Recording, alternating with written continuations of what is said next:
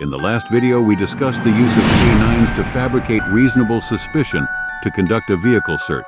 Live I-Team exclusive. Innocent Georgians wind up in jail for weeks because a field test for drugs comes back positive. Some of you always repeat the same silly mantra that if you have nothing to hide, then you have nothing to worry about. Officer Cody Wood was already looking for more.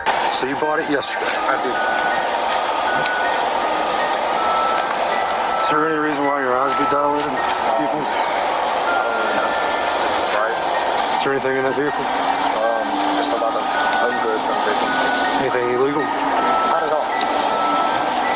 Give me permission to search your vehicle? Absolutely. For the next hour, while Motley stood in the nighttime cold, Wood plowed through his car, eventually finding a bottle of melatonin sold at Walmart. But two roadside drug tests convinced Wood the bottle really contained fentanyl. What did you find that in? The melatonin bottle. Melatonin? Well, that's my wife. I don't know. This video we will cover why that Fourth Amendment protection against unreasonable searches and seizures is in place, and why we don't ever consent to searches regardless of the absence of illicit and illegal substances. We are guilty until proven innocent. All field drug test kits are unreliable. The chemistry, the chemicals in the tests are the same regardless of who makes them. They show us Run-of-the-mill coffee, basic items aspirin, we'd find a Hershey's chocolate bar, in any supermarket. oregano as spice. This military officer from Tampa Bay did not break the law. Neither did this birdwatcher or this mechanic who raises chickens.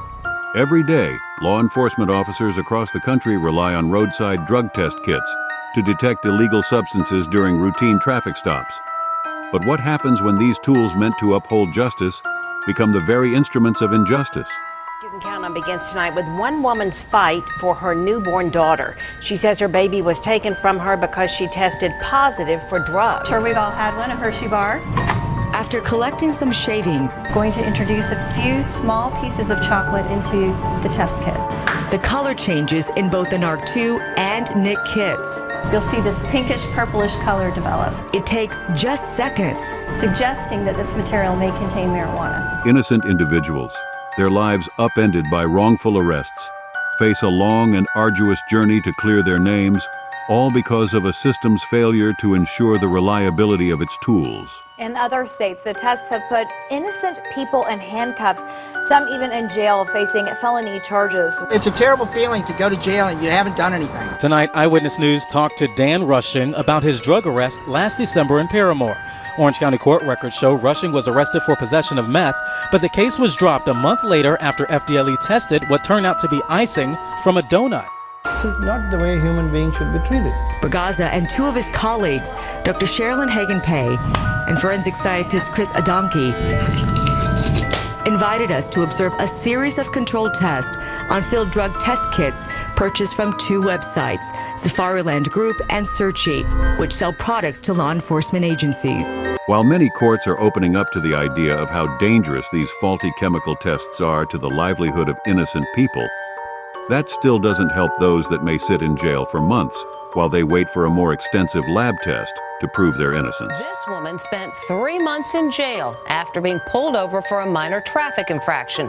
Turns out when cops searched her car, they found what they thought was meth, and they locked her up. As Diane McInerney reports, it actually was cotton candy. Watch as he breaks the first ampule and mixes the colors. You see the color reaction occur almost immediately. Dr. Hagan-Pay says the over-the-counter cough medicine in the NARC-2 kit tests positive for Heroin and morphine in the sample.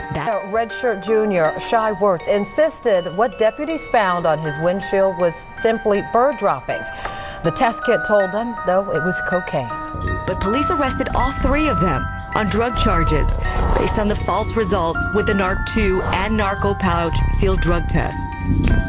Lab results cleared them months later, and the state dropped the charges, but they all say it messed up their lives.